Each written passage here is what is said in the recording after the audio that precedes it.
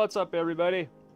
Welcome. Thank you for joining me on this impromptu live stream. So I actually was working on a video for this, and I had a bunch of B-roll. I had been working on this thing for days, and I was going to be editing it and putting it out. And my B-roll was bad, and I didn't want to go back and record it. And so I was like, you know what? F it. Let's just do a live stream. Why not? So here we are. All right. Now, we're going to be diving into the shocks, bars, / springs, because torsion bars and springs are the same damn thing. They do the same thing, they just do it in different ways. And ride heights, okay? So this is what we're going to be diving into. I'm going to be showing you guys some examples on the screen and with the actual car and then replay. Like I said, I lost on my B-roll, so I'll just go out, turn a couple laps. You guys can just watch me do it real quick when we're talking about it. And then I'm going to actually show you the Motec data that proves this stuff, so you guys don't think that I'm just some crazy loon making stuff up, okay? So that's what we're going to be doing. This is going to be probably fairly long because this is not an easy topic to cover. Let me rephrase that. It is an easy topic to cover. It's not an easy topic to understand. It can get really confusing, and that's the problem that most people have. It's understanding what is what and how it affects each other. That's really the most difficult part. And once you learn that, it becomes simple. It becomes really easy, okay? So that all being said, all right, let's dive in. And you know, the car that I'm going to actually use, I'm not going to use a sprint car because I want to use a midget, because those things actually show this stuff really, really well. I don't really care what the track state is or anything like that. So let's get this loaded up right now. Okay, so first things first, all right, there's a couple of things that we have to talk about and kind of figure out in terms of like terminology. So one thing you're going to hear me mention a lot is VCOG. VCOG stands for vertical center of gravity. The vertical center of gravity is literally the center point of the car, right? It's kind of like the center of mass for the entire vehicle, okay? That affects everything. Like it's huge. For years when in real life, I was always just told that point was basically like where the camshaft is at the back of the motor, where the motor comes up to the dashboard or the motor plate, okay? iRacing doesn't give us that kind of data, so I had to do a lot of, figuring out and calculations and stuff like that. I was able to get it for all the dirt cars, and when I actually checked it to what it should be in real life, actually came out pretty close. I was pretty happy with that. But that's one thing. Okay. The other thing that you're gonna hear me talk about is weight transfer and applied force. Okay, these are two very different things. And to illustrate this, I actually grabbed these real quick. This might be the most ridiculous example or analogy, but it'll work really, really well. So, what is weight transfer and what is applied force? Weight transfer is the amount of weight that is being transferred to that corner of the car. Very, very simple, okay? Applied force is the amount of that weight that's being transferred that is actually being applied as force to the contact patch, to the wheel, right? From the wheel to the ground. That's applied force. For example, let me take this old ass belt that I got right here, all right? Let's say that this belt is the right rear shock, and the bump or compression on this shock is a 3. A 3 is a fast shock, all right? The lower the number, the faster, okay? Also, the lower the number, the softer. Soft and fast are basically the same thing, okay? A shock is just a timing device, okay? Shocks don't create force, they control it, all right?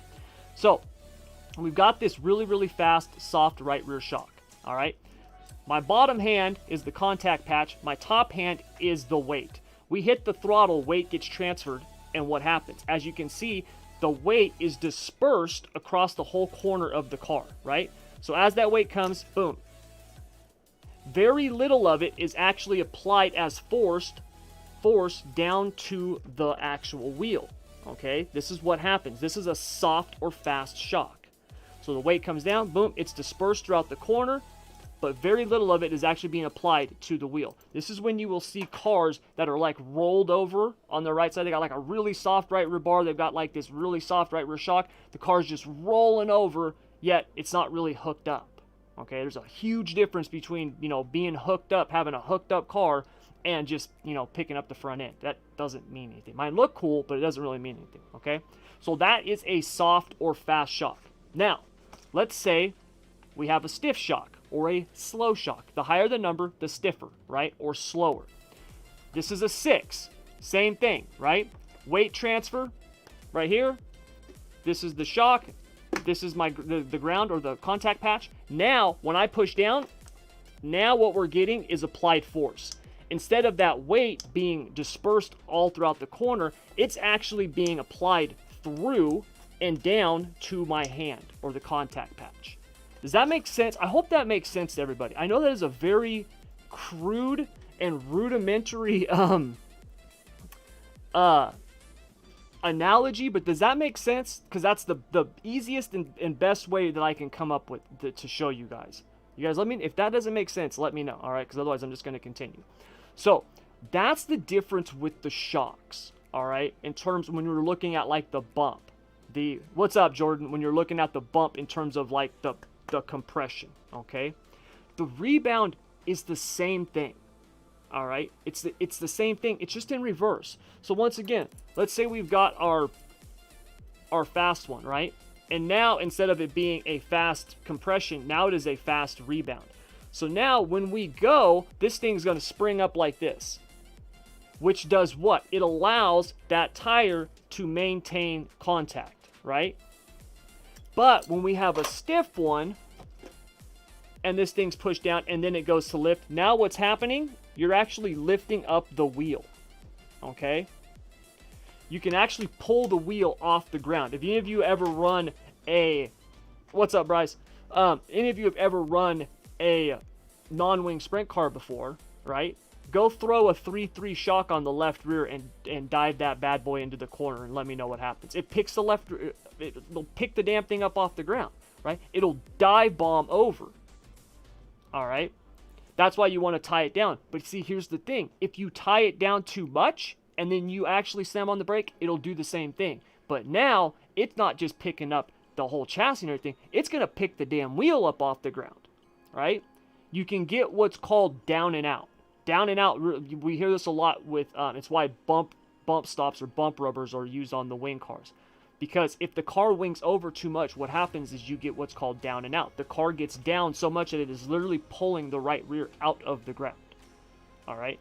So, when you're looking at bump and rebound, right, that is what we're looking at. A lot of people are like, oh, I'm going to tie it down, I'm going to hold the weight there. Man, that's not always the case. It just isn't. The thing, everything is a balance, right? That's the number one thing that I want you guys to understand. It's a balance. So when you're looking at setting up your car, all right, and then you're looking at adjusting it throughout the night, everything's a balance. The number one thing that you should focus on is your cornering speed. That's what matters. All dirt track racing is cornering speed. How fast can I get through that corner? And 90% of your corner is your entry, all right? So think about that. If we look at a lap of a track, what did we do? We just took all of that and we condensed it to one spot, our entry. That's what we got to focus on, is the entry, all right? And when you do that, everything that you're going to do is through what we're talking about today in terms of setups, getting the car comfortable. Because guess what, man? It's really easy to figure out how to get down a straightaway. Like, that's not hard. You know what I mean? Going straight down a straightaway is not hard. And guess what? It's a lot easier to do, and it's a lot faster to do when you build the momentum through the damn corner. Okay, so that's really what you want to be focusing on, is how quickly can you get through that corner. And it's all about getting the car nice and balanced and comfortable so you are comfortable and smooth through that corner. Okay? And the shocks, the bars, the ride heights are a big, big thing to do with that. Now,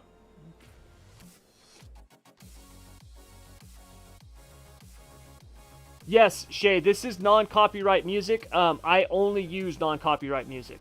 And I use what's called, for all of you guys who stream, there is a guy by the name of Harris Heller who has what's called Stream Beats, and he creates copyright-free music for streamers. He gives you the license agreement and everything. So if you actually want to get some music like that, you can go check it out. It's on Spotify.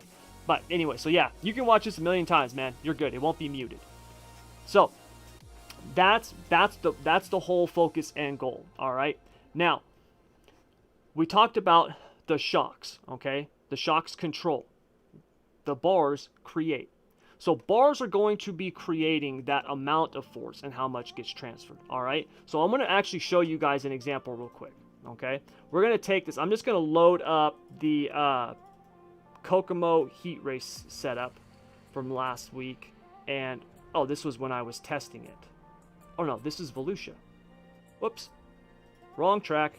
Kokomo heat race. Okay, so you can see we have 800 bars in the rear right now, all right? And I'm going to go turn a couple laps real quick. I got to actually take off. I can't drive in shoes anymore. It's crazy.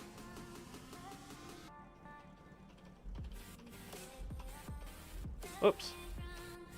Oh, yeah, that's right. Okay, so I'm just going to turn a couple laps around the bottom.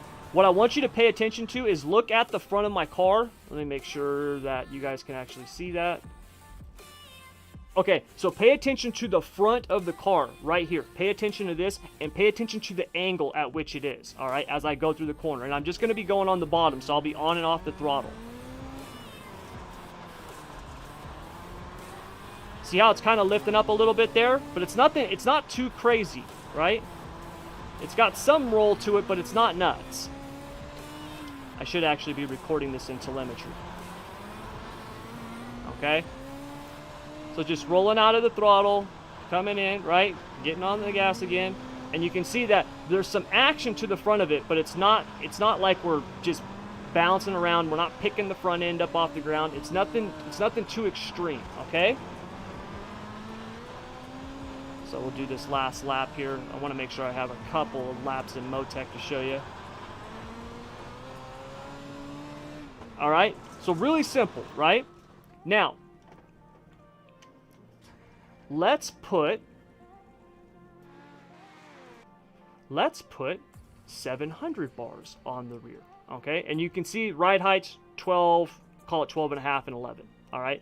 So let's go to 700 bars. Oh, and I'm going to have to jack this up a ton. I don't remember how much. I've done this test before. I can't remember exactly how much.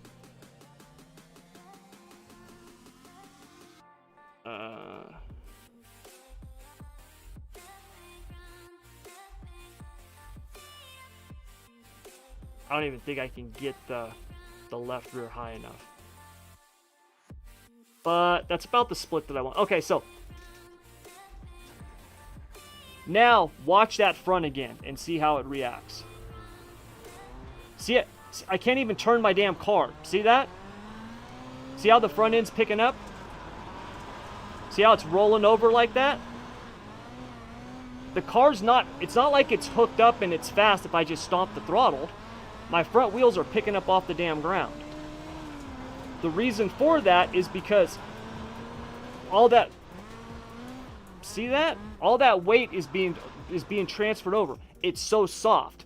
But that doesn't mean that the car, look at that. See how much it's rolling over? See that? That's what a soft bar does. Look at how much that thing is on the right rear. How much that car's rolled over, right? Like, it's crazy rolled over. And when we look at that compared to a few laps before, oops, right? Look at the difference. God dang it. Where's my far chase thing? There we go. See the difference in that? That is, oops, that is what soft bars and stiff bars do. That's really what it does, okay? See how much more even that is, okay? Yeah, it rolls over some, but it's not extreme. It's not crazy like those soft bars, all right? Now, when you have a stiffer bar, what that's doing is the stiffer bar, think of it in terms of being opposite of the shock, all right? So, stiffer bars are faster bars, meaning that they react much quicker. So, when you go into the corner, that bar, when it twists, that untwisting that is happening, that stiffness, that's pushing that right rear down, which is doing what? That's lifting the chassis up. That's why you're hooked up, but the car's not rolling over. It's not picking up the front end, okay? It's the opposite, all right? So that's the easiest way to think about it when you look at bars and shocks. Think of them as opposite of each other. They complement each other. That's what they do. Now, could I throw on 700 bars and come up with a shock package that would make that work? Maybe. Am I going to try? No. It's a waste of time. I don't need to, right? So, those types of bars that are that crazy soft, everything's a trade-off. This is what I want you to understand when it comes to your setups. Everything's a trade-off. I know, no matter how many times I've said this, no matter how much I've preached it, no matter who said it, right? I mean, Greg is saying all the time, he's a damn pro. There's no magic setup. Like, it doesn't exist. You guys, if there was a magic setup, I hate to tell you this, I'd have figured it out already. And guess what? I wouldn't have shared it with you. I'd be freaking dominating all the races right now if it was all about the setup. Okay? Bar none. That's all there is to it. All right? When pros are coming to me right now asking for setup help, guess what?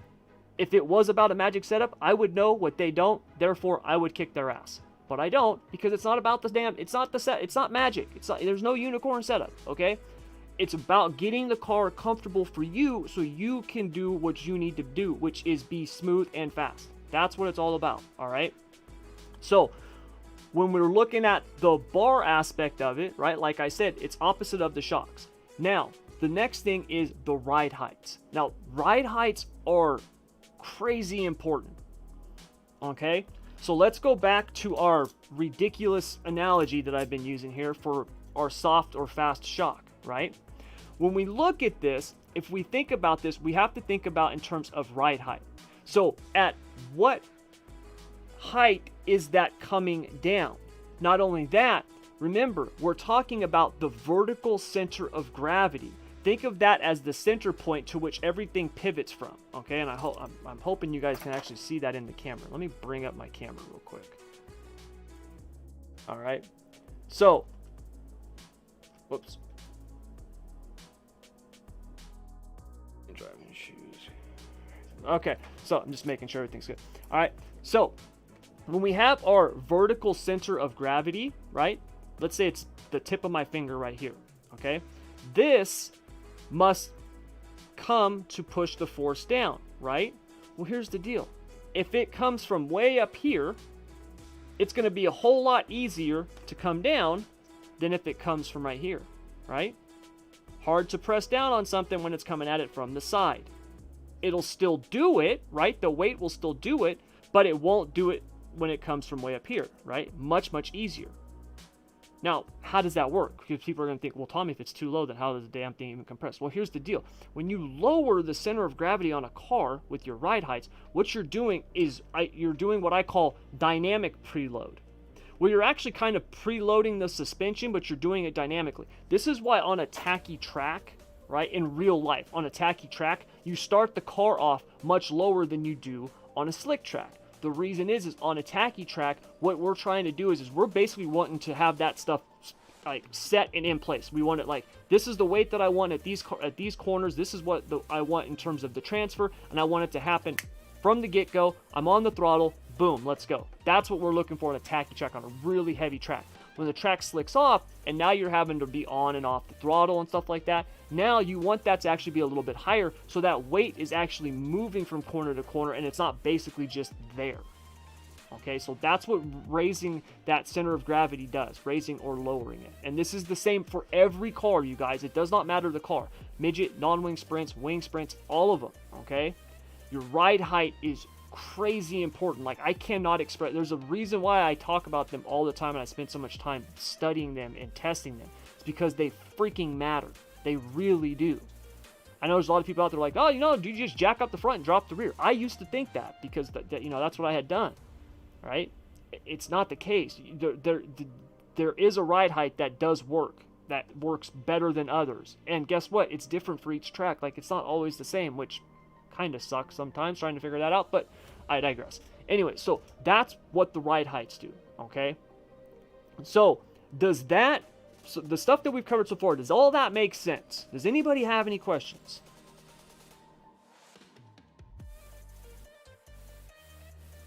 Okay, let me see. Good pair of racing socks is a must. Yes, it is. Front spring rate. Can we talk about front? Yeah, of course we can. We're gonna get to springs. So yeah, Shay, springs are just like bars. That's the way that I want you to think of a spring. It's a bar. It just comes in a different shape. But we'll talk about that. Is this where I'm gonna find the freaky fast hacks? Dustin already gave it to you, man. Keep your mouth shut, dude. You are a genius, dude. Thank you for... you're welcome, man. I don't know if I'd call myself a genius. I'm more of a savant. No, I'm just kidding. But thank you. All right, so now that we've covered our basis there, all right, let's actually look at a couple of different examples of this, all right? So what I'm going to do is I already turned a couple of laps with this setup, the regular Kokomo heat setup, and I'll just put that one back on.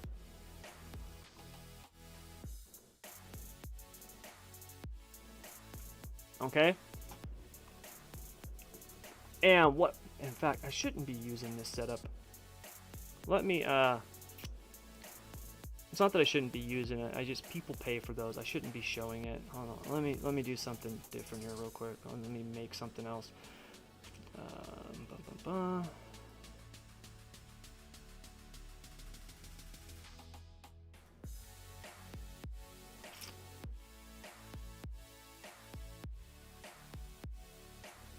Oops.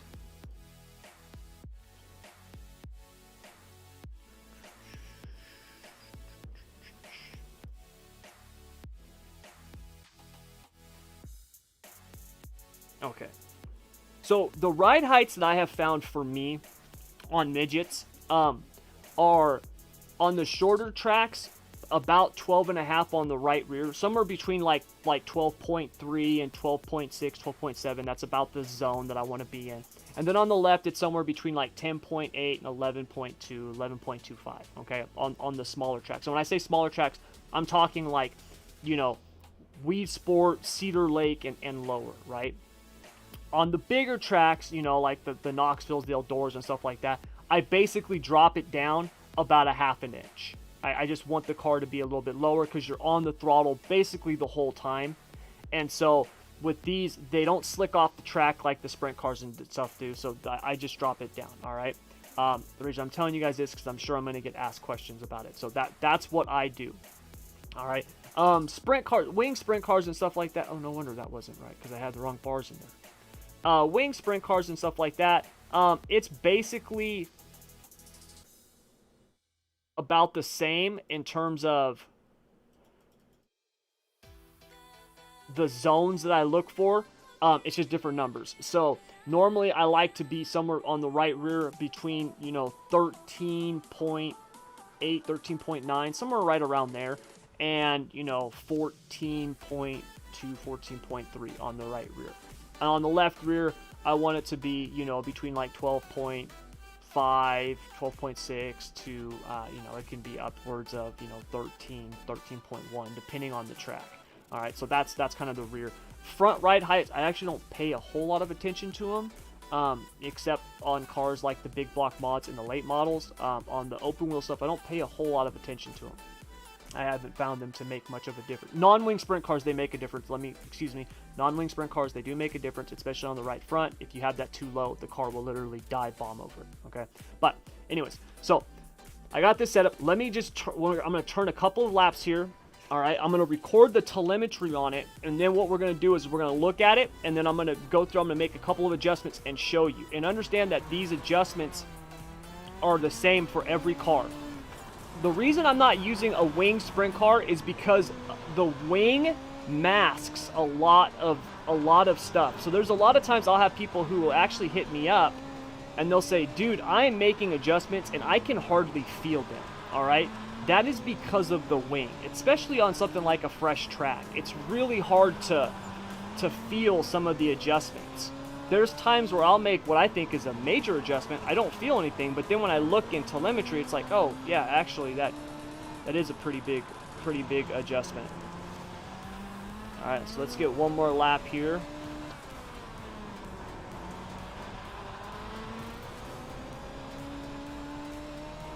All right.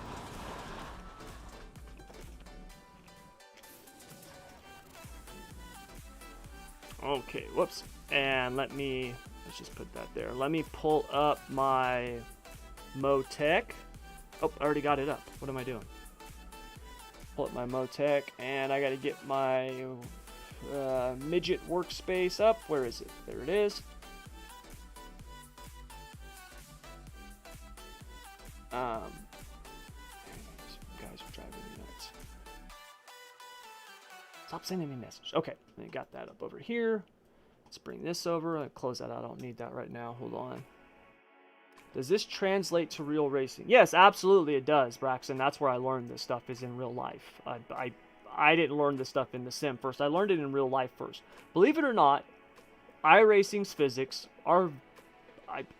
they represent real life. The difference is in the translation of it, or the relation in terms of adjustments, in terms of like a one-to-one adjustment. So for example, okay, in real life, let's say, you know, one of the, like a Silver Dollar Speedway, right? When the Outlaws would be in town and stuff like that, and we're running with them, okay?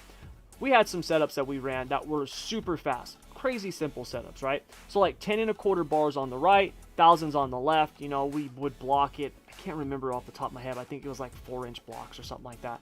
And then, you know, we would run straight 5 shocks on the right with 4 6s on the left. And as the night would go on, we didn't really actually make a whole lot of shock adjustments. I mean, if the track got super slick, we might change a couple things here or there. But basically, we would move the right rear in, move the left rear out, add a turn to the right rear, take a turn out of the left rear, right?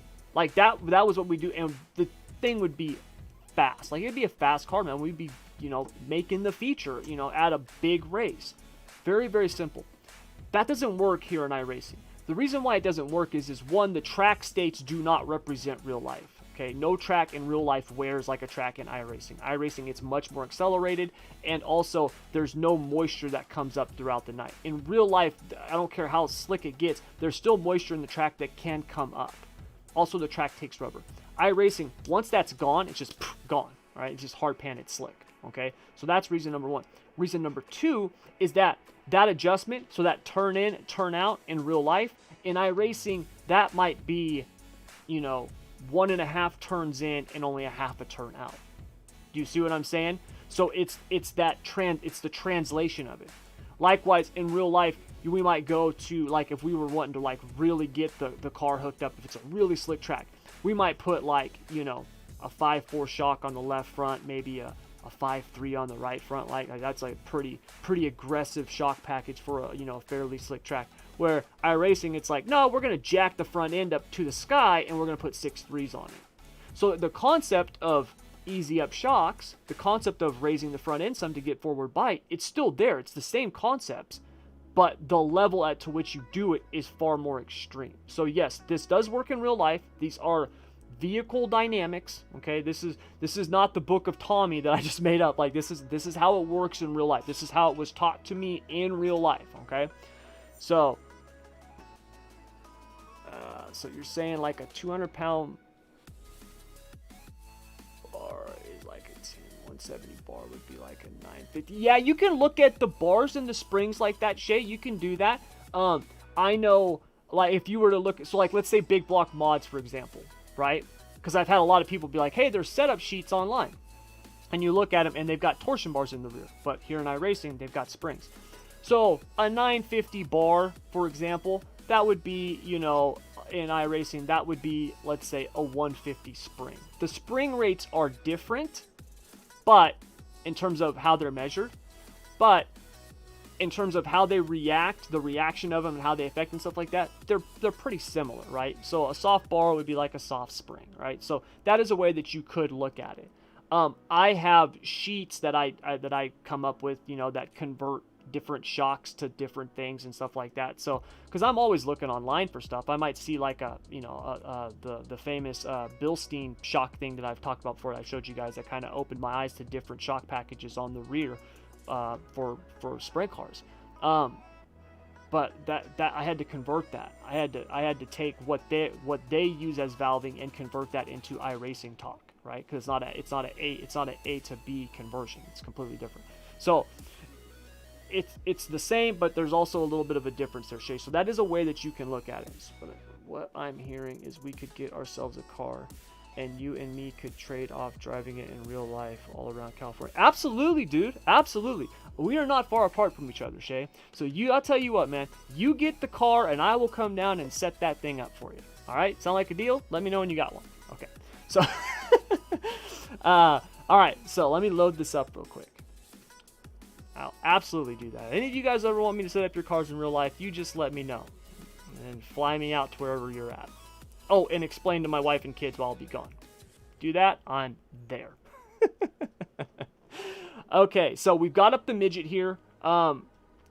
This was just a couple of laps, I believe. Is this the right... Am I looking at the right setup here? Kokomo base. Yeah, that's it. Okay.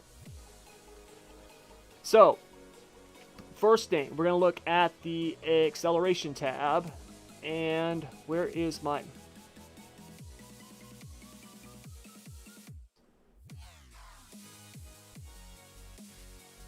This is not my...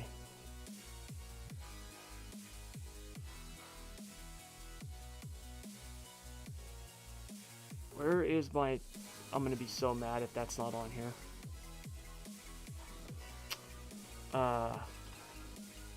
Oh, there it is. Whew. I about had a heart attack. Okay, so I just... For some... Motec is so weird, man. Sometimes it doesn't save things. It kind of drives me crazy. It's why I've got so many different copies of stuff, because it doesn't save stuff sometimes, and I get mad because then I have to redo it. All right, yeah, forward bite and lateral weight transfer. Remove that over there. Stop. There. Get rid of that, and I'm gonna move this up to here. I'm gonna actually get rid of that. We don't need that right now. Okay, so right here, these lines right here, and let me make that a little bit bigger. All right, this green line, that's forward bite. This is just a number, so don't think of it in terms of like pounds force or newtons or anything like that. It's just a number. The way that you calculate forward bite is you're taking the wheelbase, the g-forces, the VCOG, the vertical center of gravity, and then you're measuring that based on the dynamic weight transfer in real time, and it's giving you a forward bite number. Obviously, the higher, the better. All right, that means you're getting better drive out of the corners. If we look at this, right, our highest point in terms of forward bite is right here. If I pull up the track, that is literally, and this, don't pay attention to how the track is drawn because Motec draws the track based on your line, so it doesn't always add up right. But this is about center of the corner where I'm getting back onto the throttle. You can look down here, see where my throttle's at? I'm getting back into the throttle and rolling through the corner, okay? If we look at the lateral, right, which is our side bite, that is right where I'm letting off to get into the corner. Now the car weight is what? I'm off the throttle, weight is now shifting, and we're getting that roll and that side bite. Now remember, we've got the stiffer bars in here, we've got 800s in it. So the car's not, the chassis isn't just rolling and lifting, that weight is being turned into applied force, right? Remember what I talked about earlier. So the weight's coming and it's actually being applied, right, through and being pressed down, as opposed to, you know, where it's soft and it just gets transferred all over the corner, okay? So that is just one example of it, right? If we look at the dynamic tire loads, all right, you can see here as we go into the corner, all right, we go into the corner here, you can see where the weight is actually coming off of the front end, right, as we get back onto the throttle. Because keep in mind, this is, let me redraw this track, because this is drawn when I was running around the top, and it needs to be when I'm running around the bottom, which is what I just did. Oh, come on. What the heck is that? Okay, cancel. Why did that do that? That's not right.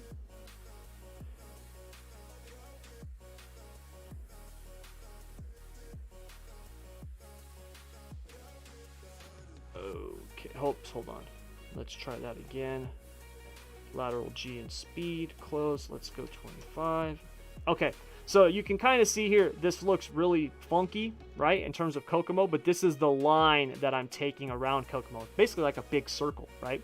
So as we are in the corner, right, and we start to roll back into the throttle, now you can see as that weight picks up, it's now transferring to the rear. We're getting that drive on the rear. The front end weight lightens as we get back onto the throttle. And then we're back down the straightaway and things start to even out. As you can see here with our lateral and forward bite, things are starting to even out, okay? Then we get to our next corner where I let off the throttle, right? Now I'm off the throttle. The front weight picks up, okay? As the car goes forward some, we turn in. Our rear weight is going down.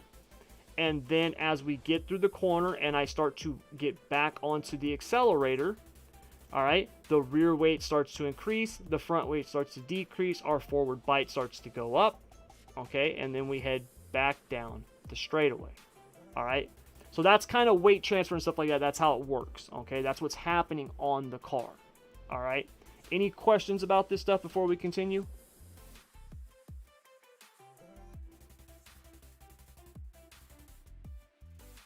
No, okay. So that's what we've got here. Now, what I'm going to do next, okay, is now I'm going to take this thing and I'm just going to raise it all the way up, all right? So we're going to raise the front end all the way up. Hold on, let me do this. I remember 48.3. We're going to raise this all the way up. We're going to raise this all the way up.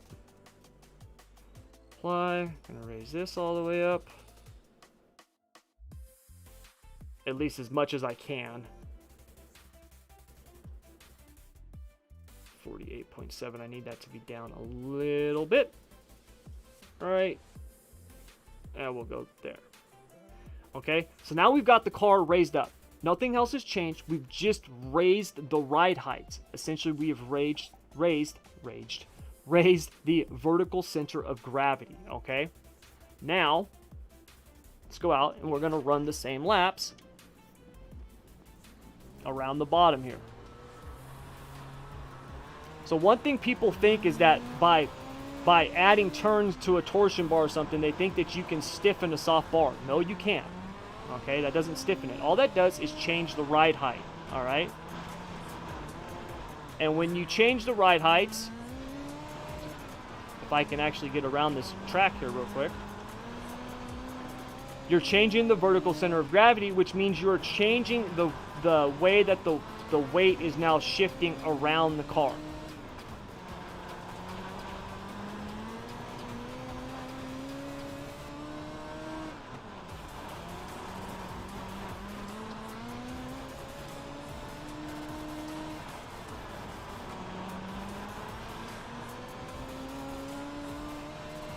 All right. Now that I actually did a couple of laps that were fairly smooth, somewhat decent. Okay, pause that. Now let's go back here to Motec and let's open up that last one that we just did.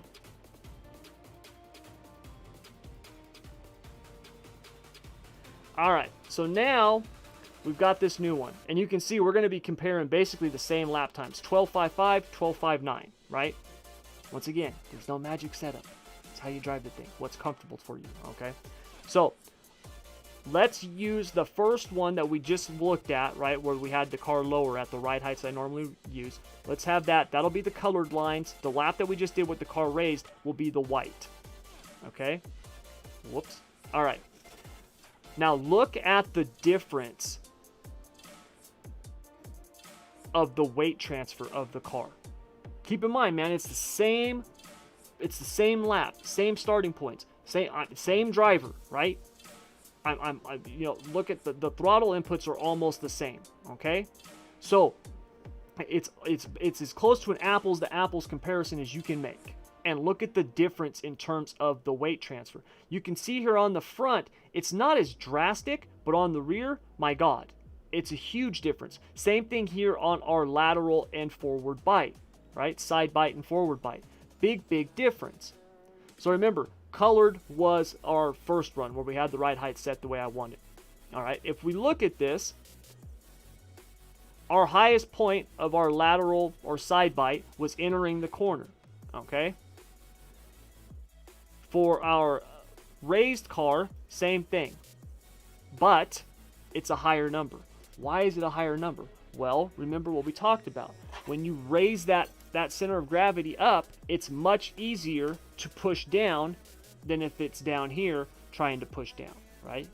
Got to come from an angle, so you're not actually pushing it down all the way. Plus, you have that, what I call the dynamic preload, all right?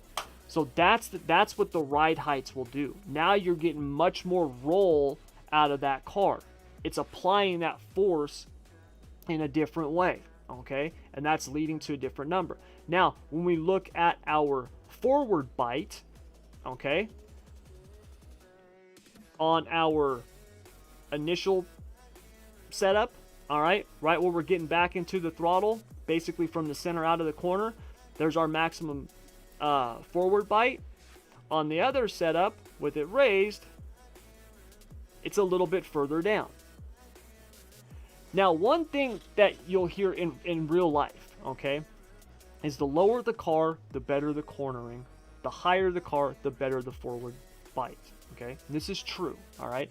I think iracing even says the same thing, if I remember correctly. Let me look at this real quick. Distance from ground to center of torsion bar, used to track, so adjust with torsion bar. No, that's not it.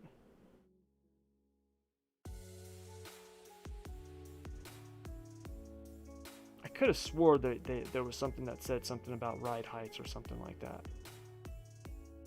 Maybe it doesn't say it on this car. Either way, usually that's the way that is. The lower the car, the better the cornering. Higher the car, the better the forward bite. But once again, it's a trade-off, okay? Because I can have insane forward drive coming out of the corner, but if the first half of my corner is absolutely just god-awful because I have to literally slow down to a crawl and drive it in like an asphalt car, then guess what? It doesn't really matter how much forward bite I have from the center out because I'm going way too slow. On the flip side of that, I might be phenomenal in the corners, right? And like I said, cornering speed is everything. But if you're getting through the corners nice and smooth, but then all you're doing going down the straightaway is basically maintaining your cornering speed, it's probably not the optimal. So you want to find that range, that zone that provides you the maximum amount of cornering speed that will have a complement of forward bite, forward drive down the straightaway. Okay, that ride height that I told you for the midgets, for me, that's what I found. And this is the thing that I want you to understand. Okay, this is critically important. Get a sticky note, write it down. I don't know, put it somewhere so you can always see this. Because that ride height thing, that is different for different setups. If you run a different type of setup, you might like a different ride height. It's not the same across the board. It's not like a NASCAR where it's like, look, get the thing as close to the ground as possible so we can have the air go over the top of it. It ain't like that with these dirt cars. It's very, very different. So having a much softer car that's really, really low, right, where it's literally like just right above the ground and almost scraping every time you go through the corner, that might be a phenomenal combination compared to, you know, maybe a slightly stiffer car that runs a ride height that's maybe a half an inch higher, right? And guess what? One's not better than the other. It like I said, there's no magic. There's no unicorn setup. One's not better than the other. It's whatever's best for you, all right? So that's the thing.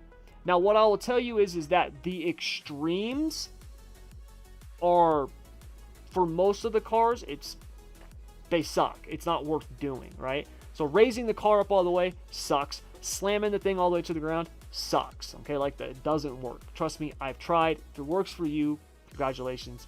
You're the exception, not the rule, all right? But everything else, it's really kind of a balance. Those numbers I told you for the midgets and the sprint cars, that's pretty much what I find to be the best for the vast majority of setups that I try, test, build, use, all of it.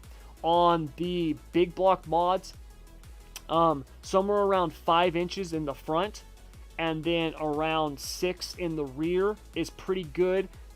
You can put some rake into those cars where you have, like, you know, 5 on the right front, maybe 5 1/4 on the right front, and then you're like 4 1/2 on the left front. You can do that and it'd still be pretty good. That works fairly well. You know, same thing on the rear if you want to have rake. Late models, same thing. I find that if I can get the right front to around, you know, 4.3 and then the left front at, you know, right above, like right at 4, about the lowest point that I can get it. And then in the rear, you know, basically, you know, have some rake, but I try to get that deck lid somewhere, you know, if it's a shorter track that's like slicker, I'll try to get it up high so I can get some downforce. But a lot of times I want that to happen dynamically, so I think it'll be like around 38 inches on that rear deck lid, which I can't remember what that comes out to in terms of the numbers. You know, so it'll be like 5 something and 5 something. I don't know exactly, but I got a ton of videos on late models. You can go watch them. But so yeah, so those are what I have found to be the best, okay, for me. Non-wing sprint cars, they're pretty close to the wing sprint cars, but they're just like, you know, lower or higher. I can't remember. I know the front ends are way higher on the non-wing sprint cars than the wing cars. I can't remember which one's which. But basically, yeah, any ride height where you can do like, you want to have probably like 1.5 to 2 inches of rake where the right rear is higher than the left rear. Works pretty good on the non-wing sprint cars, at least for me. So, but I've tried a bunch of different setups with those cars, and I have seen people win with everything under the sun. That whatever works for you, do it. Just do it, okay? Because that's the thing. All right. I have seen setups from someone like Brendan Rogers, who's a phenomenal non-wing driver, and then I have seen setups from James Tiernan, who is one of the best non-wing drivers out there, and they are completely 180 degrees in the opposite direction. Like, there's not one thing in common with those setups. Not one. They're completely different. Both of them are extremely fast. So whatever works for you, whatever's comfortable, right? That's really the main thing, okay? You're going to get sick of hearing me say that. I'm going to hammer that home because that's the most important thing to note. All right, before we keep going, any more questions?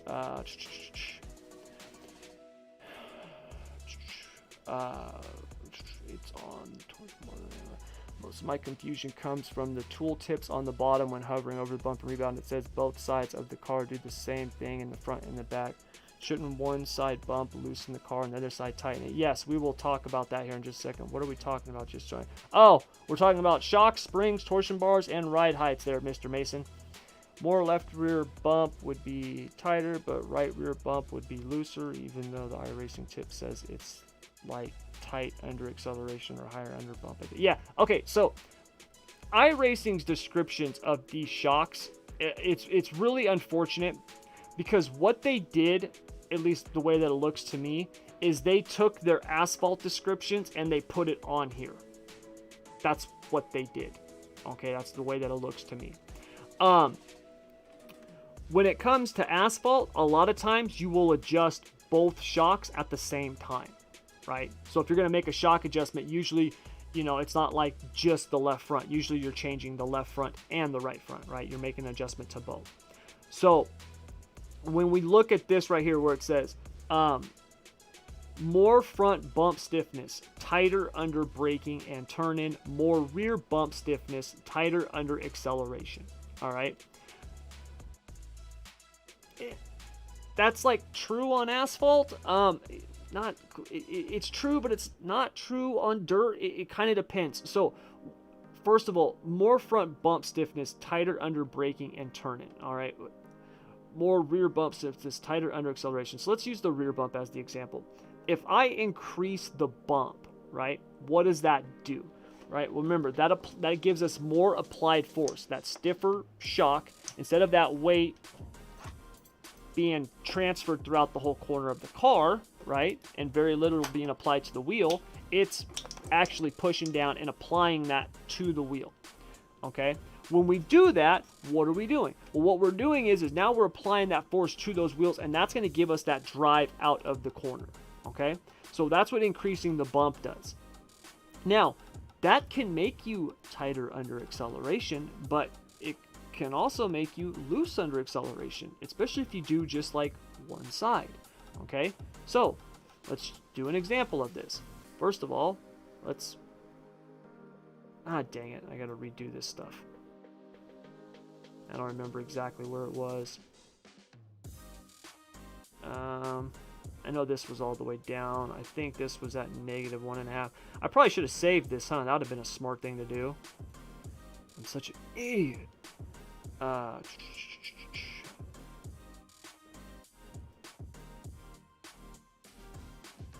That's close enough. So let's just save this right here. Test. There we go. All right. So first thing I'm going to do is this. I'm going to put a super soft bump here on the right rear. We're going to go with a 3, right? Or fast, whatever you want to call it. Okay. So we got the same bars. Everything else is the same. All we did was we softened up that right rear. All right. So as we go in, the rate's going to roll over. See how the car's wanting to kind of push on me even though I'm hitting the throttle? Car's rolling over, right?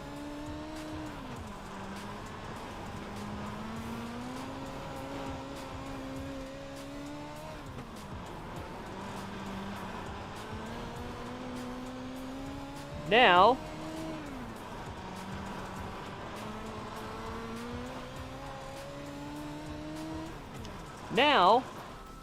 let's put a 6 on the bump. And let's see the difference.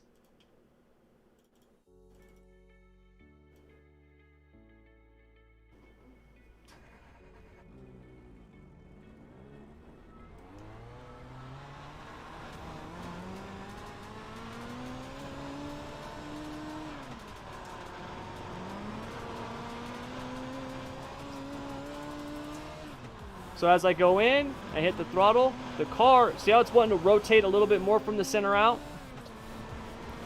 That is because the right rear, see right there, the right rear is getting more applied force, which applied force equals traction or grip. See that, how it's wanting to over-rotate?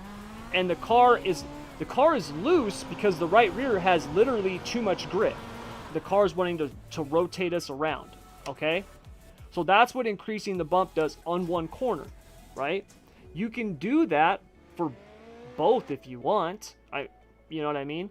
But for me, it depends on what we're looking at doing, all right? So, for example, when we look at the bump of the car on entry, right? The right rear on entry. We're using the right rear for entry. That's the most important thing, is remember we talked about it, entry. And the right rear is what is basically getting us into the corner.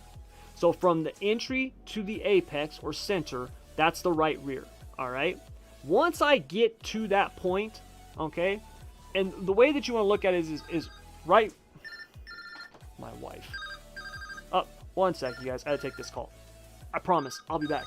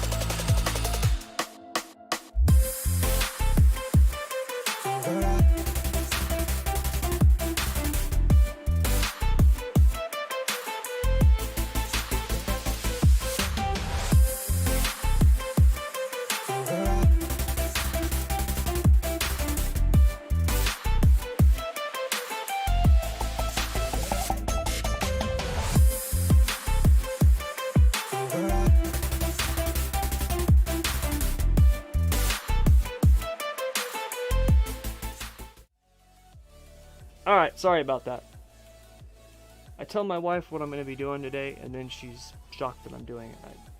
I don't know. Marriage. It's awesome. Okay, hold on. Because I need to do something really, really quick. What the hell was I talking about? We were talking about, someone remind me, please. What the hell were we talking about?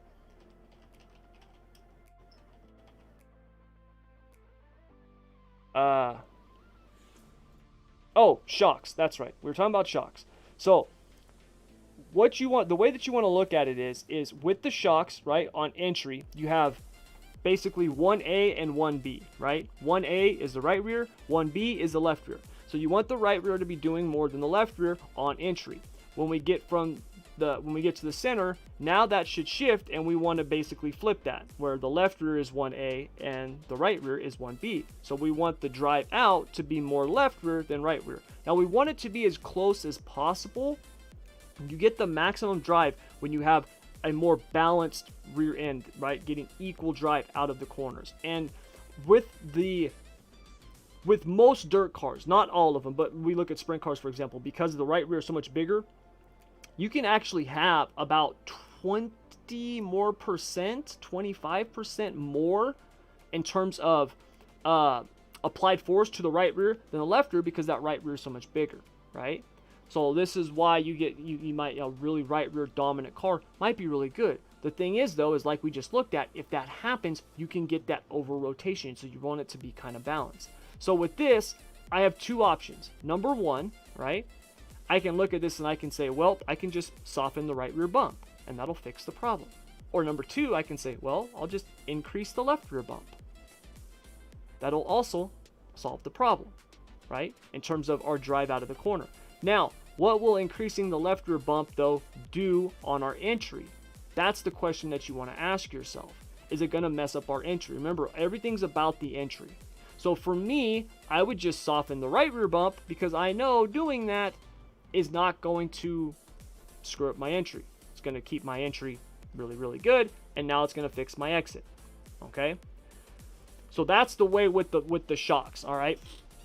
Also, keep in mind that when you're looking at the shocks, when you go into a corner, the bump and rebound of these front shocks are also going to affect these rear shocks, okay?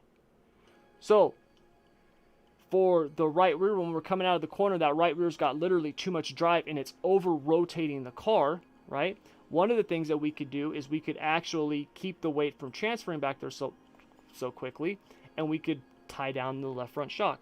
Here's the thing, we've already done that. Can't really tie it down anymore, right? So, got to go to plan B, which was lightening up this bump. Now, let's say we had a shock that looked like this. Okay, well then I can say, well, I might actually tie this down so that weight doesn't transfer back there so quickly, and then go from there, right? So that's another way to do it, all right? So, does that make sense to everybody? I hope it does.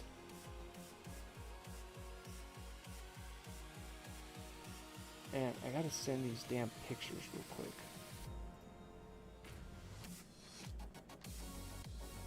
I love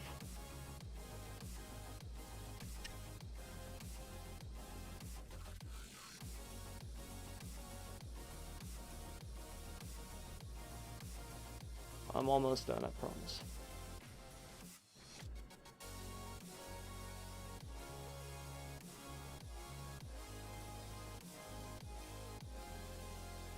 Okay. So, let me see here. Any questions? Let me see.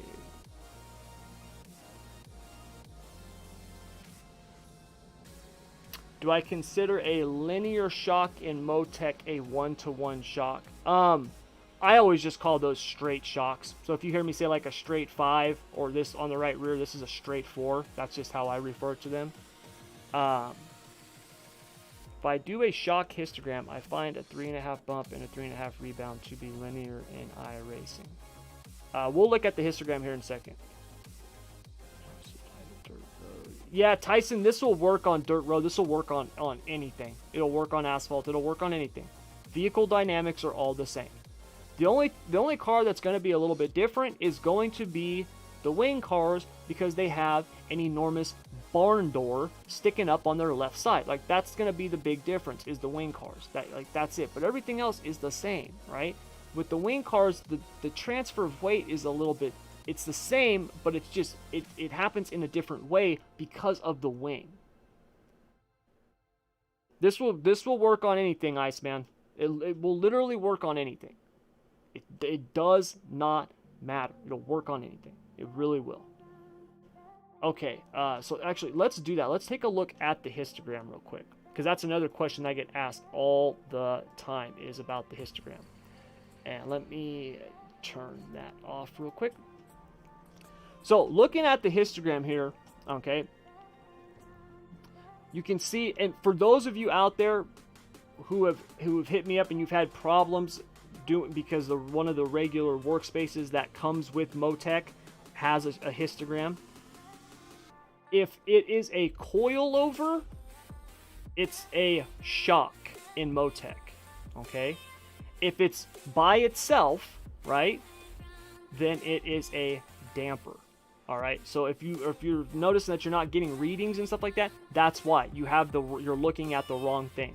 Coilovers, those are shocks in Motec. It's by itself, like we have on the sprint car, then it's a damper. Okay, but the way that we look at this, all right, is we get all these, weird looking bars and all this stuff, and you got all these numbers up here, and it's like, what the hell am I looking at? Well, let me tell you. So what we have is the shock, this is the shock velocity. Remember, shocks are a timing device. They don't create anything. They just control it, okay? So, shocks are a timing device. What they do is they control how fast things happen, period. That's it, all right? Now, when we look at this, we have our rebound on the left side and our bump on the right side. We also have high and low. What that is talking about is high speed and low speed. Now, the boundary that I use is 1 inch per second. All right? That means that it moves 1 inch per second. That's the boundary, okay? So, a high speed movement on a shock would be hitting a bump, right? Catching the berm, or hitting the wall and the car getting all out of whack, or slamming on the brakes and it's unloading and upsetting the suspension. That would be a high speed movement. A low speed movement is what we want. That's the setting of the suspension. That's the car doing what it's supposed to be doing, okay? So anything that is on that low speed, all right, that's what we're looking for. So low speed is going to be inside this little lighter box here, this thing that comes down the center of all these. Then you've got this dotted line. That's the cutoff between bump and rebound, all right?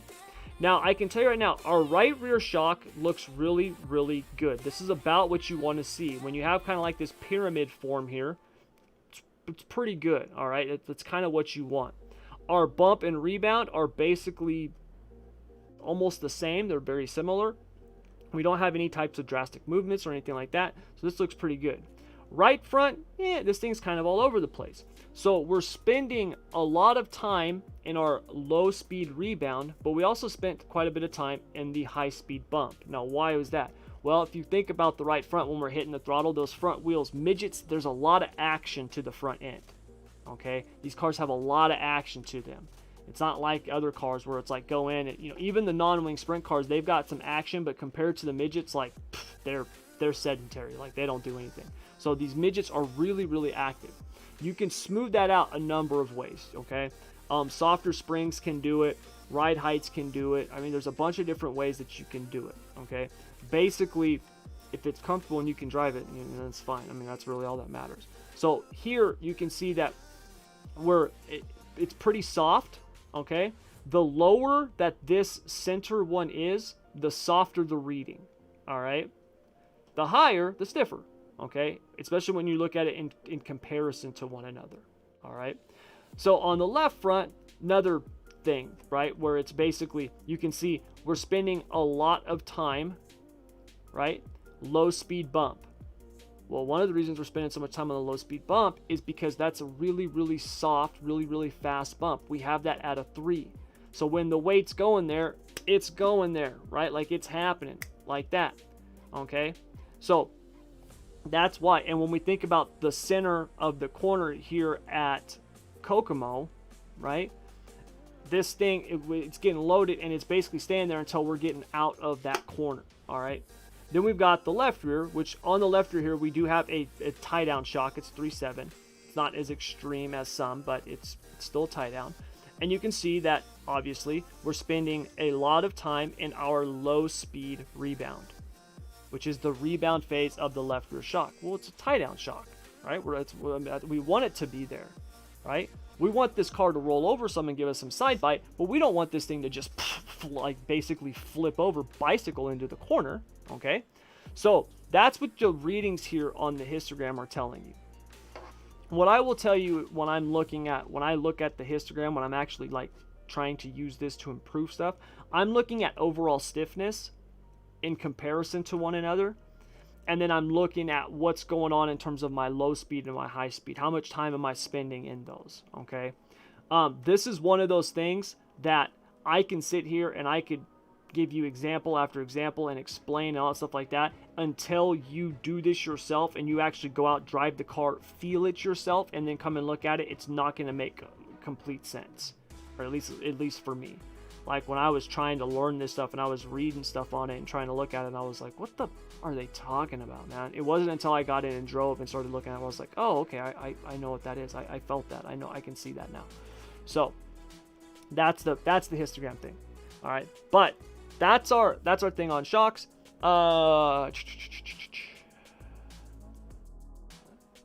Yep, Scott, today is that day. You're going to figure it all out. All right. So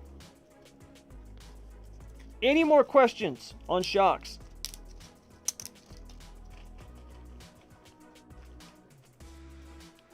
Or torsion bars, or just anything in general? Any more questions?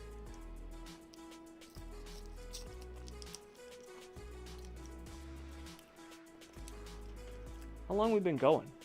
Over an hour. Okay. All right, so here's what we're going to do next.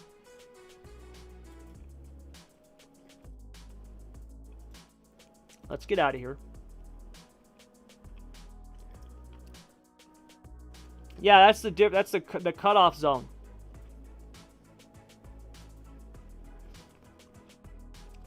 Well, low speed is the setting of the suspension, Shay.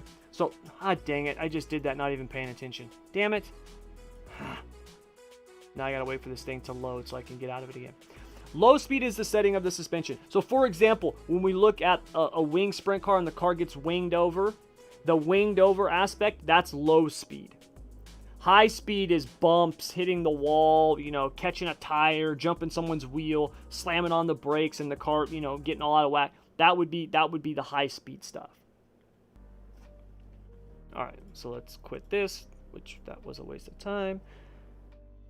What does a tie-down shock actually do? A tie-down shock does literally what it's called. It ties down that corner of the car. That's what it does. It transfers the weight there quickly, and then it holds it there.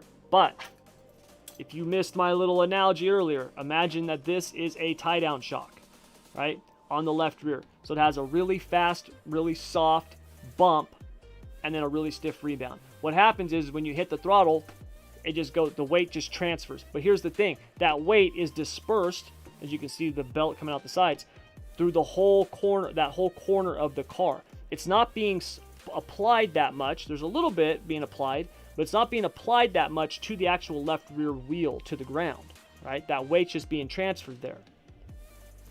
And then if you were to let off the throttle and have that weight shift again, what happens is now it's being tied down, so it's going to come up really slowly. Essentially what it's doing is it's trying to keep that left rear in this zone. That's why you see sprint cars, when they wing over, they basically stay like that even when they're going down the straightaway. It's because they've got some form of tie-down shock on it. All right? Now when you go into the corner, right, and the car, you turn left, the car gets winged over, and then you get in the center and it starts to raise up a little bit, and some of that weight, because of your momentum, is actually shifting the car to the right some, and it raises up some. It's keeping that there because if the thing just came up and all that weight now shifted to the right rear, what would happen is what we talked about with the midget, where now your car is loose because it's got too much right rear drive. It's going to literally spin you out. That's why a lot of you guys are loose coming out the corner. Okay, I mean, other than like, you know, bad throttle control or stuff like that, but it's because literally you got your car driving off that right rear, and so it's coming out of the corner, and then whoop, it's just coming around. This is why you get that zigzag down the straightaway. You guys have all felt that before, right? A lot of that's throttle control, but when you got it on like a fresher track, and you're like, dude, why am I zigzagging down the straightaway, man? It's a 20% track. What the hell's going on? That's probably why. You've got one wheel that is too dominant over the other. And a lot of times what happens is it'll be a right rear dominant car. The car wants to come around, and then you're on the throttle, and then what happens is now that left rear catches, and boom, it wants to go to the wall. Okay, and I don't mean when it's slick, because that's a different story. But I'm just talking about car comes out, it's a little bit loose, and then boom, it wants to just go straight to the wall. Okay? All right, so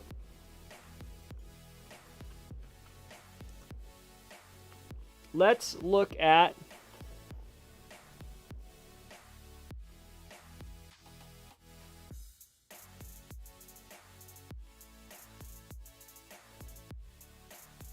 what the hell?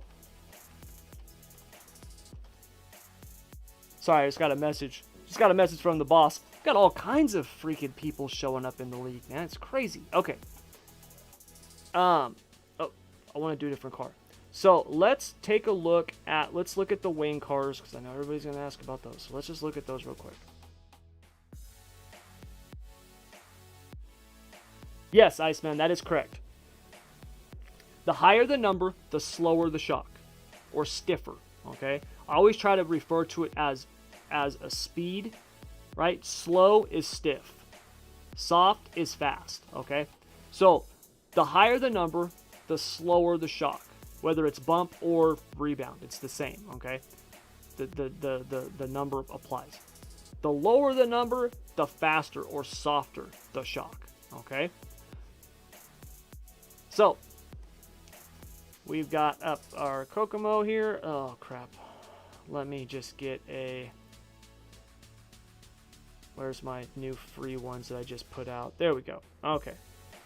So, let's look at this real quick.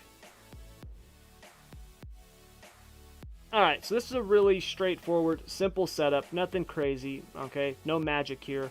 Got straight 5 shocks on the right, 4.4 and a 4.9 on the left. 10 1/4 bars on the right with thousands on the left, okay? Wing at 30, 13.5 inches of stagger. Super simple, alright? So, let's do this. First off, let me load up the old Motec, the other Motec workbook.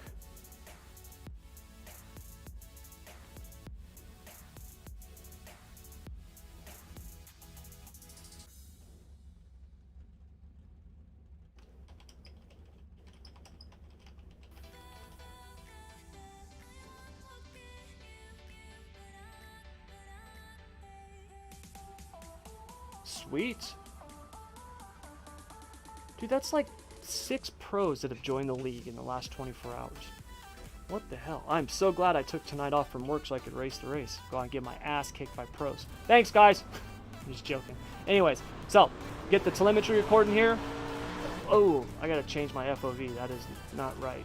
I will wreck into the wall if I'm that far back. Okay, let's go. So let's do a couple laps here. I'm not going to be pushing this thing like crazy. Alright, we'll just run the top here. A couple laps.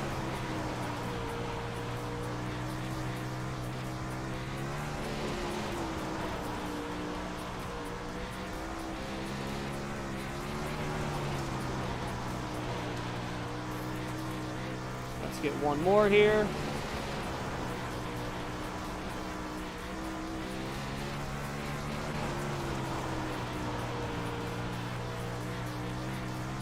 Alright. Alright, so let's take a look at that in Motec real quick. And let me bring it up.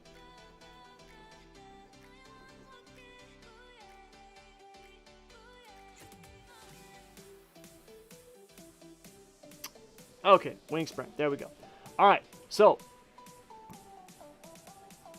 we look at the acceleration aspect of it. Also, as you can see here, these multicolored lines, that's downforce. So I also have a way of measuring the downforce that is applied at each corner. Keep in mind the downforce is coming from the wing, of course, but the effect that it has on each corner of the car. Okay, so we look at our fastest lap here, which was 11.3. God, I can do better than that. So anyways, as the car, right, we hit the start finish line, we go into the corner. Keep in mind I'm wide open the whole time. All right, right here as we're going into the corner, you can see down here our lateral weight transfer, our side bite is starting to pick up, right? It's starting to increase. What else is increasing right here? Our downforce, because of the wing. The car is getting winged over, okay? So we go into the corner. We have our lateral weight transfer, our side bite that's picking up, all right? We're full throttle the whole way. As we get into the corner, now you can see our forward bite is starting to increase as we're starting to drive out of the corner. Now things level off because now we're out of the corner and we're just heading down the straightaway. And then here in 3 and 4, it's the same thing. Lateral side bite picks up on entry through the center, and then as we exit the corner, lateral side bite goes down and our forward bite picks up and we get that drive down the straightaway. Okay, so that's the car in action. All right, if we look at the same thing here on the dynamic tire loads, all right, it's the same exact thing, right? Go into the corner, okay, car gets winged over, side bite picks up, all right, weight is shifting, okay. You can see that here on the rear, even as the front's increasing, the rear starts to decrease, and then this goes down. Now you'll notice though, this car, the sprint cars, it's a lot more locked in. It's a lot more in tune. These things are correlated a lot more, and the reason for that is the wing. This is why it's such a big difference with these cars. That wing affects the car so much. Like I mean, you guys have all driven it. You guys know how much it affects it. It's just a huge effect on the car. So because of that, it's not as drastic as the midget where you let off the throttle, the weight shifts forward, you get the car turned in, you get back on the throttle, and that weight shifts back. With this thing, because you got this big ass thing on top of your car that's sucking it down and everything like that, when you're applying weight to the rear, you're also applying it to the front because the car's just being pushed down. Period, right? Now, let's take this thing and let's jack this thing all the way up, okay? So I want to make sure that we got, what was the cross weight? 47.9. So let's jack this thing all the way up, or at least as high as I can get it while maintaining the numbers. And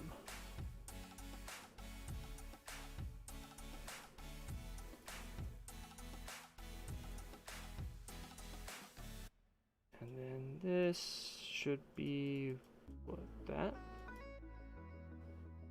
Yeah. Okay. So now we've got this thing raised up. High. Really high. Haven't changed anything else. Just raised our vertical center of gravity. Okay? That's all we did. Now, let's go turn some laps again. Pay attention to the roll, the side-to-side roll of the car now. It'll be a little bit different. It's not, you're not going to notice it as much because the car is so winged over because of the wing.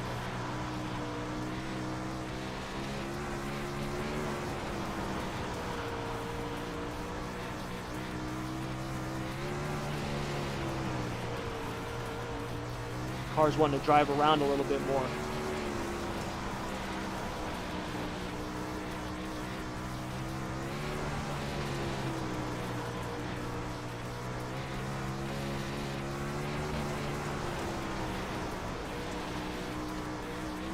All right.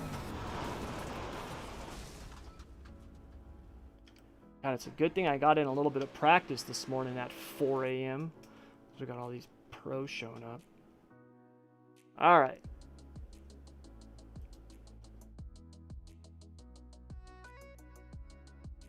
I was all excited for it, and I'm like, yeah, man, I'm going to try to run in the top 10. If I can do that, I'll be good. Now I'm like, dude, if I can make the freaking feature, man, it's going to be a miracle. Anyways, I digress. All right. So, whoops, crap. I didn't want to do that.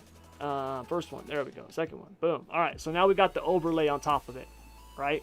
The white is the raised up car, the colored is the lower car, okay?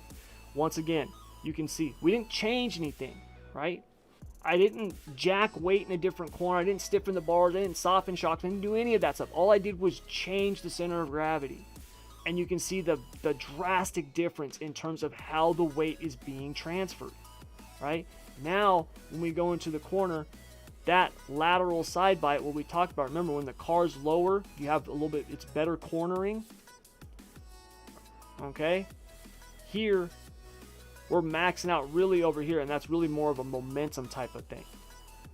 So the weight is still transferring, it's still being shifted, but as you can see here, as we pick up that lateral side bite, the difference in the weight, right?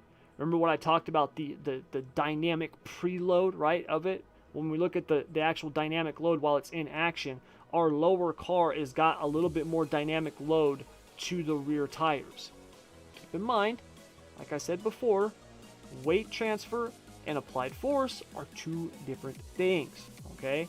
That's why we've got these side bite and forward bite numbers, because that's telling us, like, what am I actually getting to the tires, right? So even though we've got more weight, does that equal more drive, right? Does that equal more grip? Well, in terms of side bite, actually, no, it didn't really, okay? We weren't as high. Now, if I go out and I run a bunch of laps, will it, you know, more laps would tell a different story. The track is also only 20%. That hides a lot of stuff. And, like I said before, the wing. The wing's a huge X factor with these things, okay? So that wing is still pushing that car down a lot. If we look at the ride heights down here, you can see that overall, dynamically, we're only at, like, we're at 0.4 of an inch on the left rear on average. And then on the right rear, we're like 0.7, so we're a little bit more. But not even an inch of difference. Like, I jacked up the car far more than an inch statically, but dynamically, it's less than that. Because why? Well, because of the wing, okay? So that's why you don't feel the effects as much. Now, when the track slicks off, you feel it a whole lot more, okay? But on the fresher tracks, not so much, because you're just wide open. So you can see that with the higher car, right? When do these numbers cross over? Well, they cross over when we get to the straightaway. That's where we're really starting to get that bite. Then it kind of evens out again. And then we get into the corner. When that main shift happens, we get that jump where that higher car is transferring more of that weight, right? And then on the exit of the corner, and then things basically go back to how they were, right? In terms of, you know, the side bite and forward bite and stuff like that. So just a ride height change, and there's that drastic of a change. When we look at the average weight in terms of on the rear tires, with the car lower, it was 507 on the left rear, 462 on the right rear. With it raised, it was 491 on the left rear, 531 on the right rear. That's a big difference, right? So when we look at it in terms of the actual side bite and forward bite, it's a lot closer than that. Where our lateral rate transfer were only about 27 different, and our forward bite were 30. So, you know, once again, what feels good, what's comfortable to you, and what provides you the smoothest ride to give you the ability to go out and lay down the smoothest lap, right? A lot of it's driving style. It really is, okay? Now, let's take a look real quick at the left rear shock on the sprint car, because right now I've got a tie down shock on. I've got a 4.9 on there. Let's put a 4.3. All right, and let's go. Whoops, hold on. Yeah, crap. Let's get that. Okay, so let's get the ride heights back to where it was, and then let's put a 4.3 on here. All right, let's go turn a few more laps.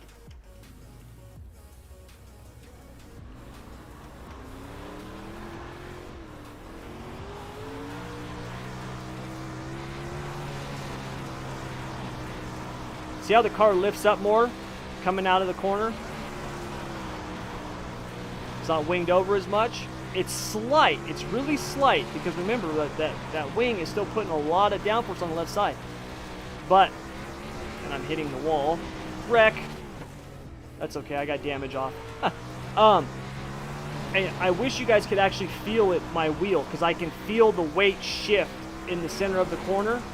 I can feel that weight start to shift to the right side more on the force feedback.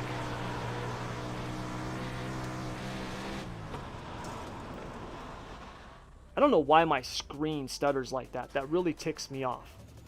I've got freaking high-end monitors. I've got a very high-end system, and that shouldn't be happening. It really pisses me off.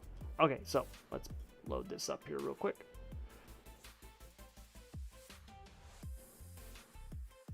All right, so let's load up our first one right there, and then the new one right here. Okay, remember, all we did was we lightened the rebound. We went from a 9 to a 3 on the left rear, okay?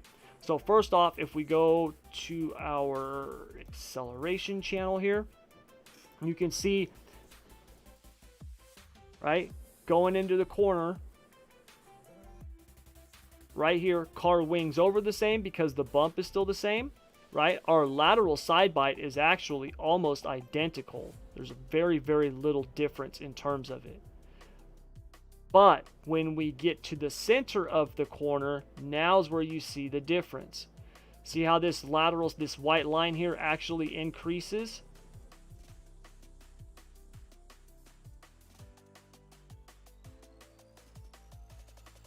Trying to make it bigger.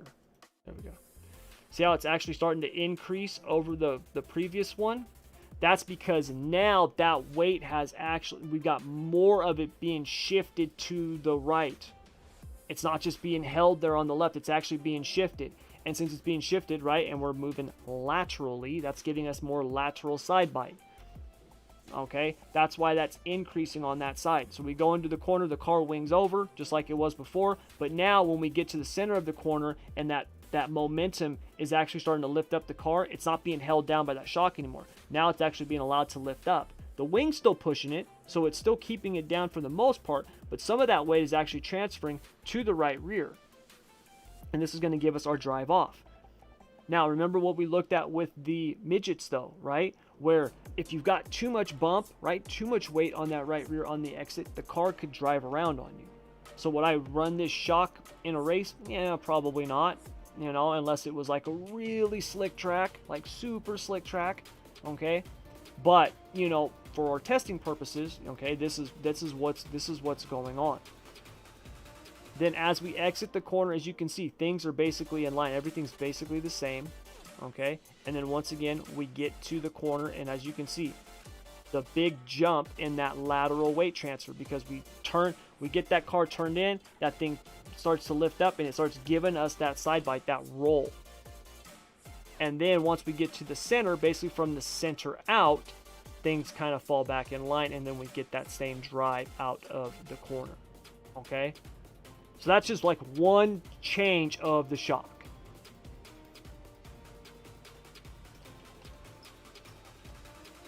All right, so any questions? Did I lose a bet with my wife? No. You know what happened with my beard? So I work at Amazon, all right? And Amazon is a essential workplace right now with all this COVID nonsense still going on. And so we can work, but we have to wear masks. Now, I used to wear those gator masks, you know, the big ones that you would just kind of pull up over your whole face. I used to wear that. But apparently the CDC came out and said those aren't as effective as those regular medical masks or whatever, which is stupid, but whatever. So I have to wear those, right? The one that covers your face and it's got the elastic that goes around your ears. That elastic was literally pulling the hair out of my beard. Like, it was hurting like hell. Not only that, it would, you know, get in my beard, and then I would get out and I'd have like these two like bald patches through my beard. Like, it was horrible. And so I trimmed it off because it was just that was ripping that out and driving me nuts. And then when I did that, I also noticed that now without my beard, my hair was dire straits of a trim, so I had to give myself a haircut too. So So that's why I'm missing so much hair and fur on my face right now. Nah, yeah, I didn't lose a bet with my wife. No. If I'm going to lose a bet with her on anything, it's going to be this stuff. Yeah. So, but I'll never get rid of it. I'll always have facial hair. But it's just an extent. It's just to the extent of how much. Okay. All right.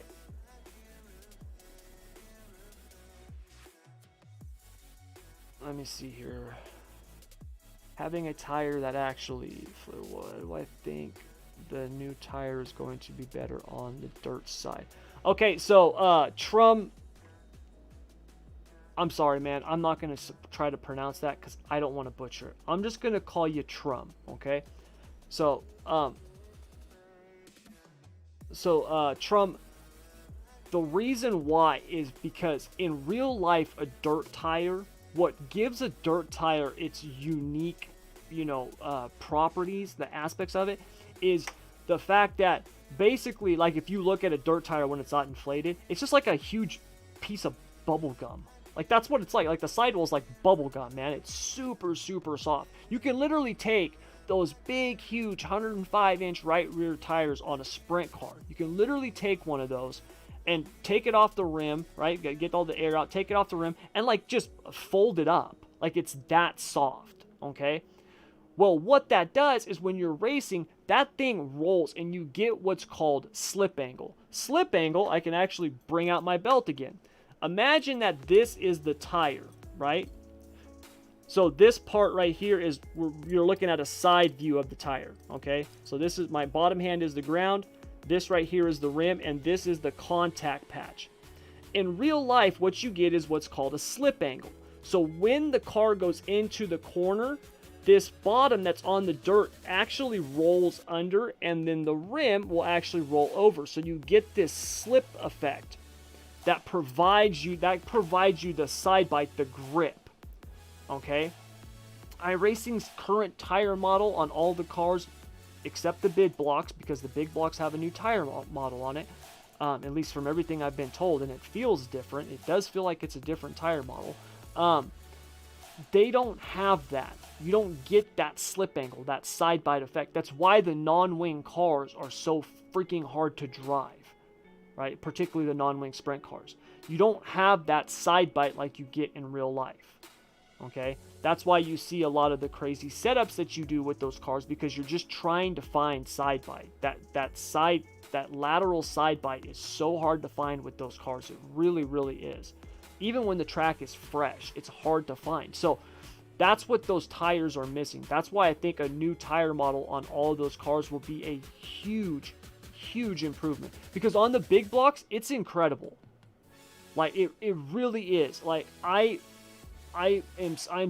blown away by how good they've done on those cars. Keep in mind, I know nothing about those cars in real life. I didn't know they even existed until Weed Sport was introduced to iRacing. I had no clue. Never seen of one, never heard of one, didn't even know they were on the planet. Okay? So I have no idea how those things should work. What I know from my experiences on the sim, and then obviously testing that and knowing what a race car should feel like, it feels very real.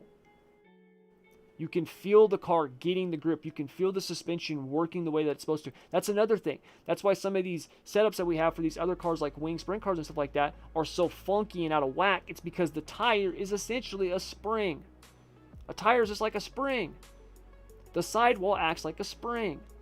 So when you have one of those components where the sidewall doesn't work the way that it should in real life, it affects everything else. The big blocks, it's a completely different story. Those big blocks, that's why if you notice, you can actually drive through the slick on the big blocks.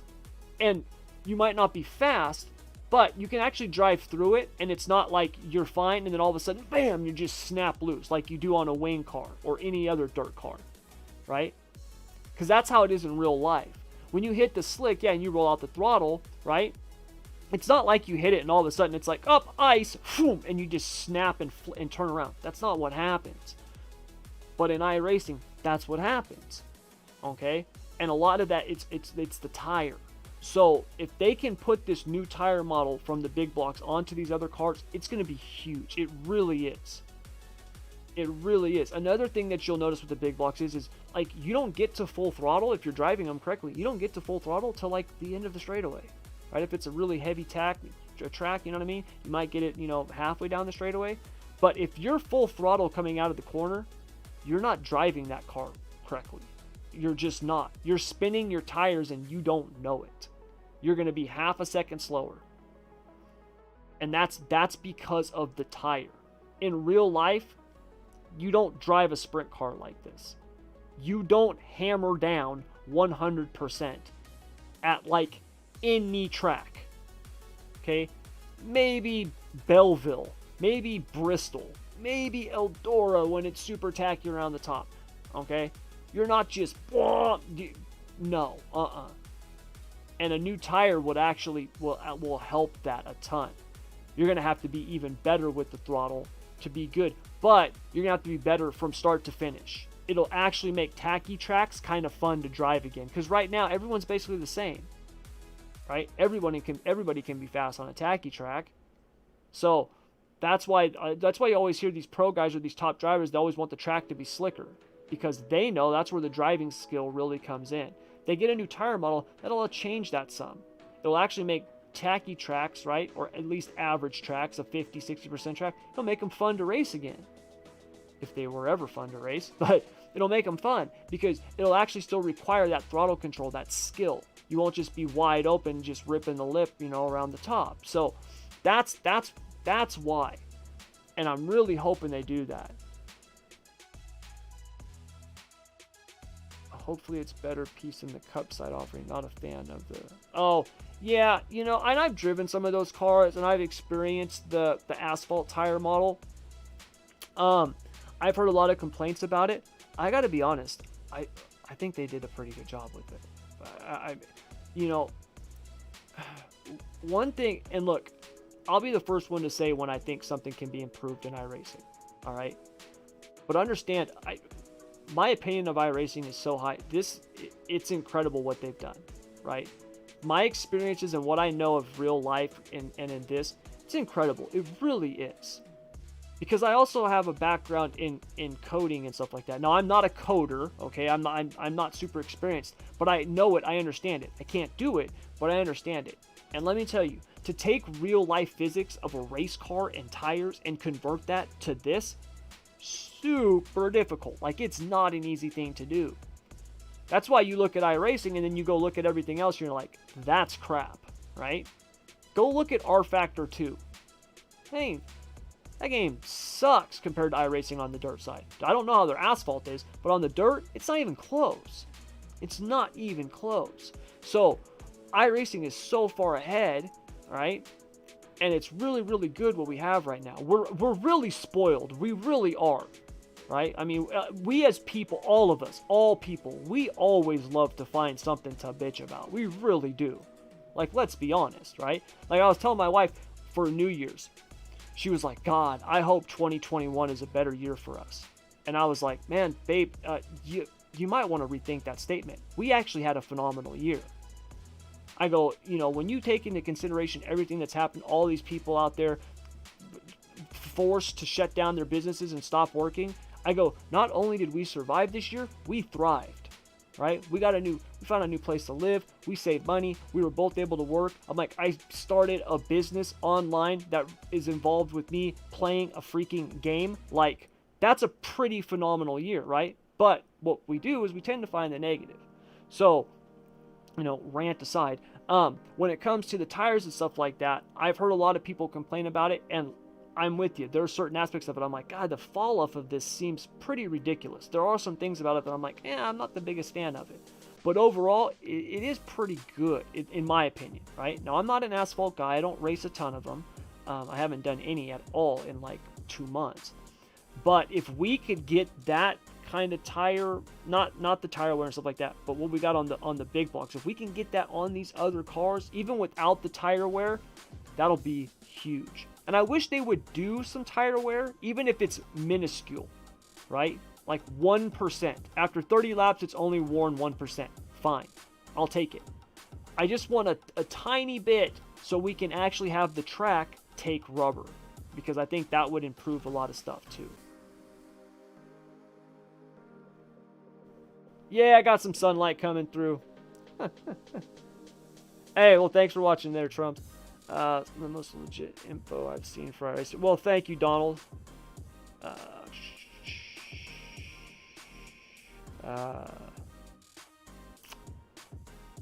James Edens, how much to buy this Motec sheet? I'm sorry, James, it's not for sale right now.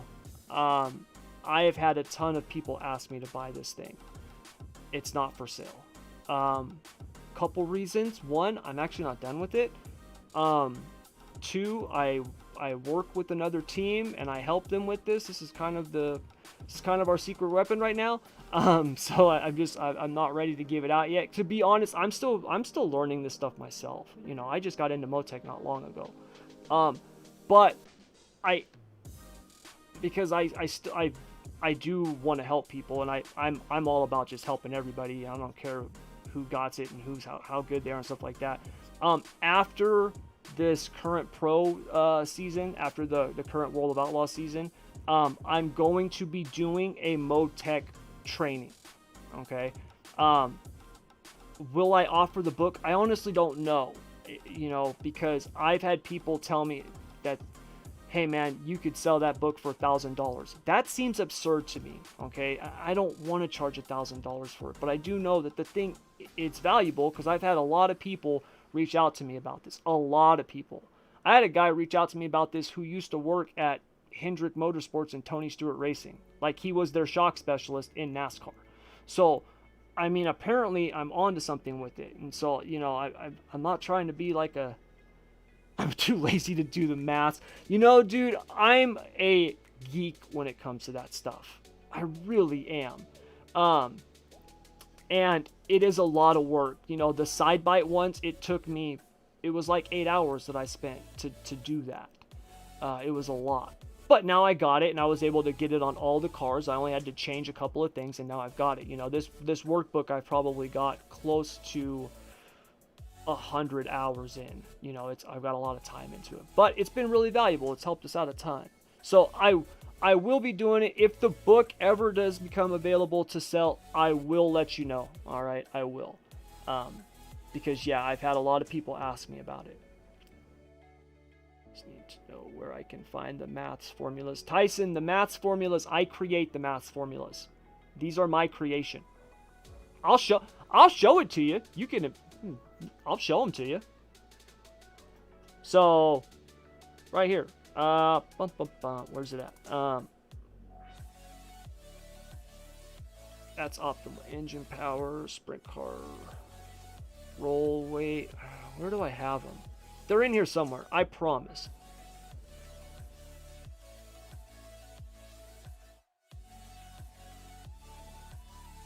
That's downforce aliases. Oh, new sprint car suspension.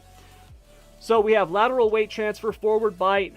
All right, and then we've got the static car weight. Now, with these, you got to get the constants. The constants were the hard part.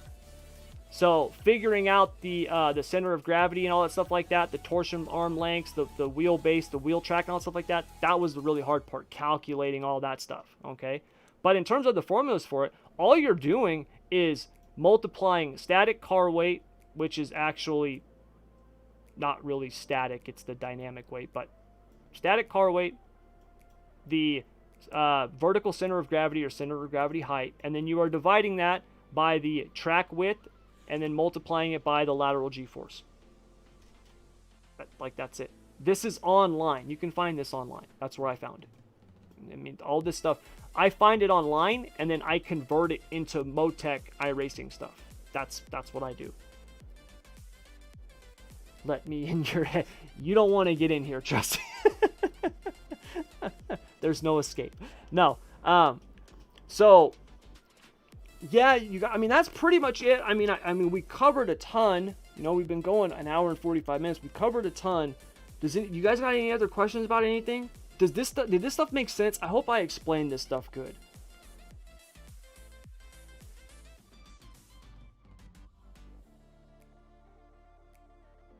Shay, you got any more questions? I mean, you were the accelerant to this whole thing.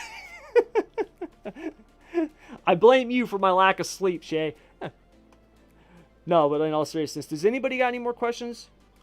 I mean, obviously, this will be up. This will be here on the channel. You can come back and watch it. I'm not going to take it down or anything like that.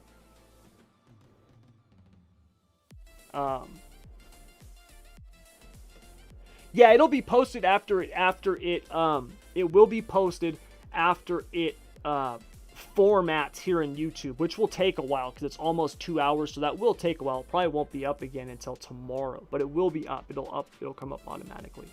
And look, I'm going to be doing other videos and stuff on it. I was going to do this in a video, but my B-roll film and stuff like that, my examples and stuff that I already recorded got messed up. I don't know what happened to it. So that's why I was like, screw it. I'm not re-recording that. I'll just do it live.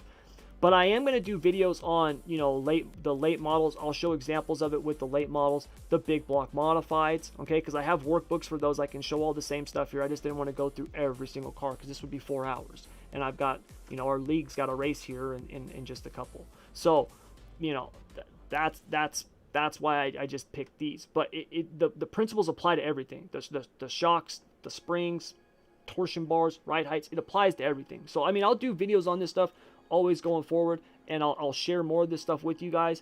For those of you guys, like I said, who you know, you want the book, or if you're interested in learning this stuff after this pro series, I am going to be doing a training on this stuff.